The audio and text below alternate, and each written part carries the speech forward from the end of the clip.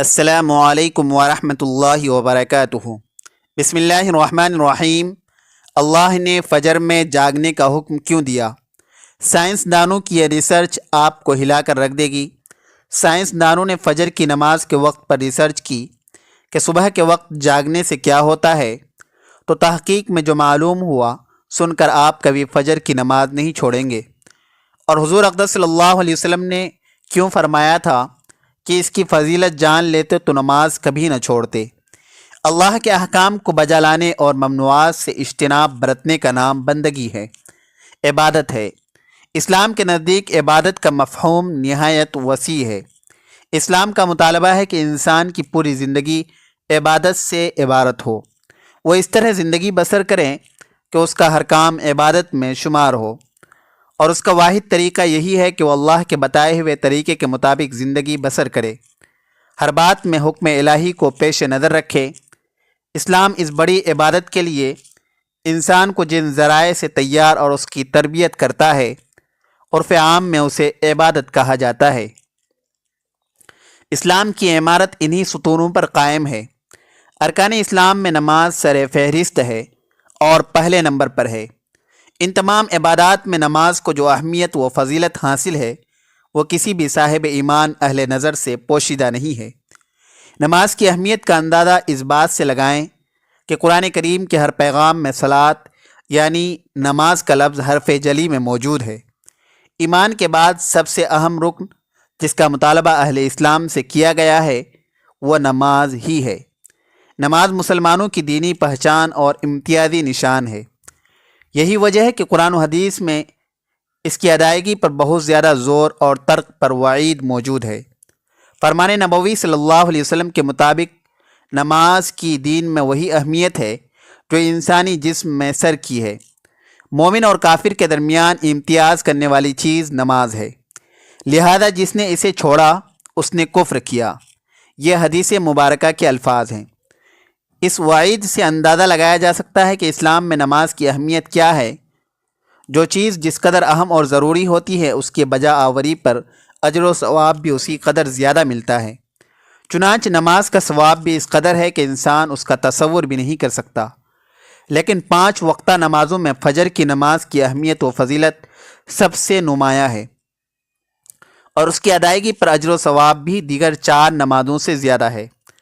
اس کی وجہ یہ ہے کہ فجر کے وقت دنیا نیند کی آغوش میں محو اضطراب ہوتی ہے اور خواب خرگوش کے مزے لے رہی ہوتی ہے۔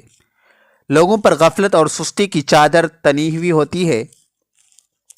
ایسے میں نرم و گرم آرام دہ بستر کو چھوڑ کر اللہ کی اطاعت و محبت میں بارگاہ الہی میں سجدہ ریز ہونا بڑا پرمشقت اور نفس کو زیر کرنے جیسا مشکل کام ہے۔ اللہ تعالیٰ کی سنت یہ ہے کہ بندے کو جس نیکی کے کرنے میں مشقت زیادہ ہو اور نسل شیطانی سے لڑائی لڑنی پڑے، اللہ اس پر زیادہ اجر و ثواب عطا کرتا ہے، چاہے وہ نیکی کتنی ہی چھوٹی کیوں نہ ہو۔ قرآن و حدیث سے بھی نماز فجر کی قرات اور تلاوت قرآن کی اہمیت اجاگر ہوتی ہے، جس سے وقت فجر اور نماز فجر کی اہمیت کا پتہ چلتا ہے۔ سورہ بنی اسرائیل میں فرمایا ہے، فجر کا قرآن، بے شک فجر کی نماز میں پڑھا جانے والا قرآن اس سے وقت فجر کے تمام انوار و تجلیات اور قرآنی فیوز و برکات متشکل ہو کر اللہ کے وجود اور اس کی وحدانیت کی گواہی دیتے ہوئے محسوس ہوتے ہیں۔ احادیث نبوی سے بھی نماز کی اہمیت و فضیلت اور نورانیت کا پتہ چلتا ہے۔ آپ صلی اللہ علیہ وسلم نے فرمایا کہ فجر کی 2 رکعات سنتیں دنیا اور دنیا کی ہر چیز سے افضل ہے۔ قرآن و حدیث اور اسلامی لٹریچر میں دنیا سے مراد مشرق و مغرب، شمال و جنوب کا کرۂ ارض نہیں، بلکہ دنیا سے مراد ہے یہ کائنات اور اس کی تمام تر نعمتیں، خزانے، دولت اور ثروت اور حکومت اور سلطنت مراد ہے۔ سوچئے جب فجر کی 2 رکعات سنتوں کی یہ فضیلت ہے کہ پوری دنیا کی نعمتیں اور خزانے اس کے سامنے ماند اور پھیکے پڑ جاتے ہیں، تو پھر فجر کی نماز کا کیا عالم ہوگا۔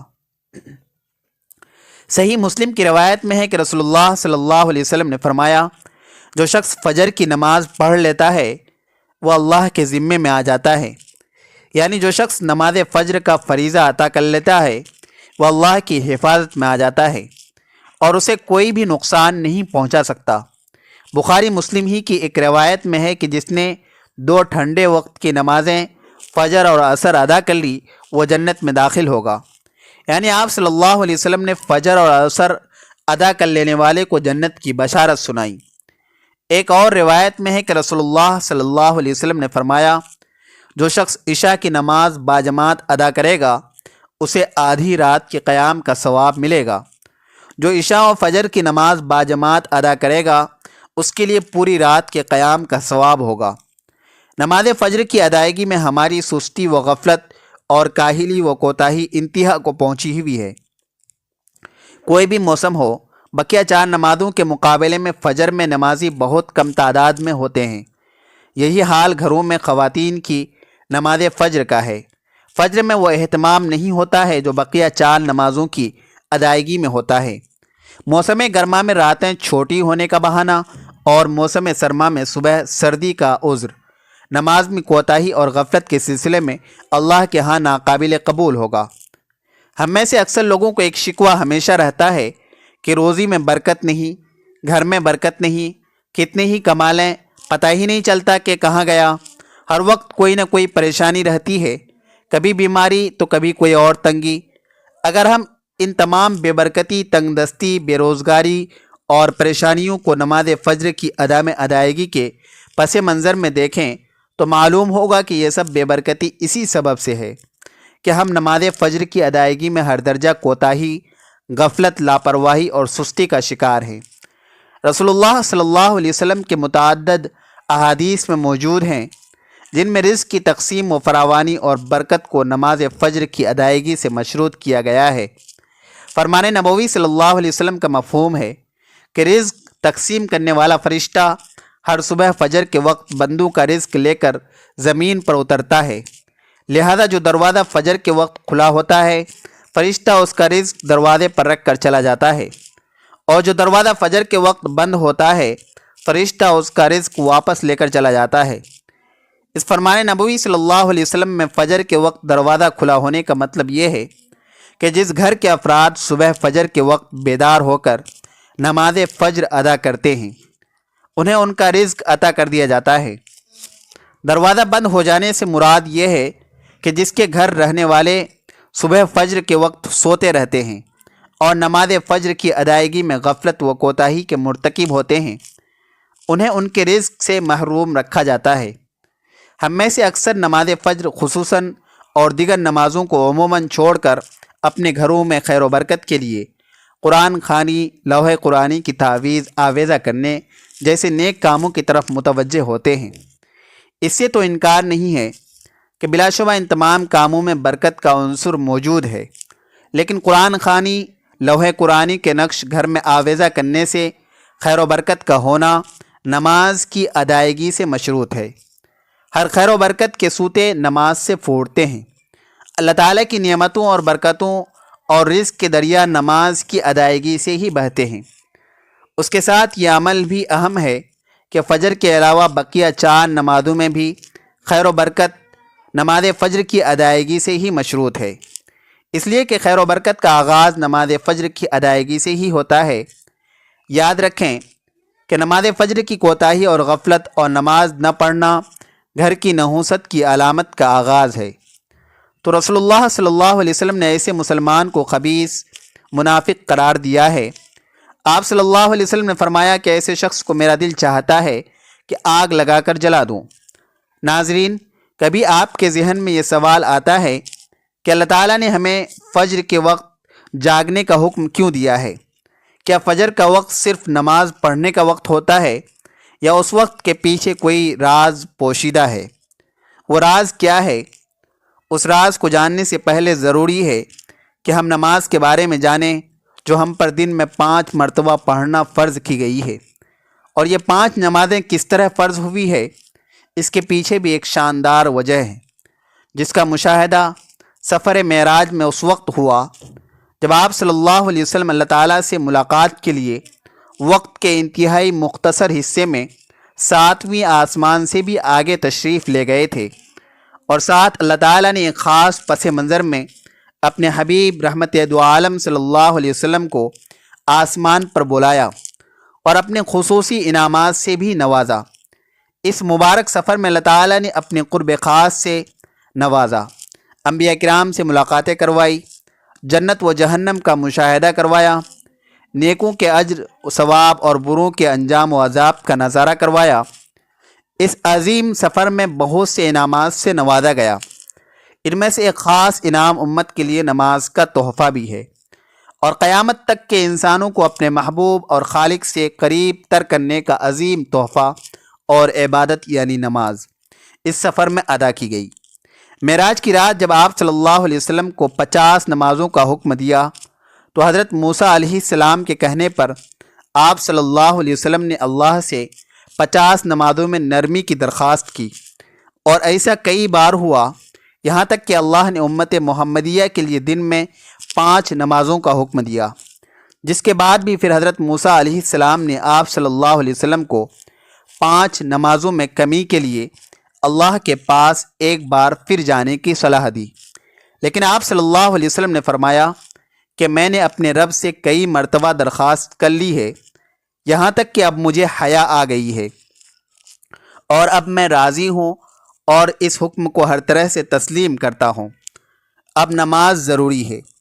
ناظرین، یقیناً آپ کے لیے بھی نمازوں میں سب سے زیادہ مشکل نماز فجر کی نماز ہوگی، جس میں نیند کا غلبہ اتنا ہوتا ہے کہ ایک انسان مشکل سے اٹھ پاتا ہے، لیکن دن کے اس خاص حصے میں جو راز پوشیدہ ہے اسے جب آپ جانیں گے تو یقین کریں کہ آپ فجر کی نماز کبھی نہیں چھوڑنا چاہیں گے۔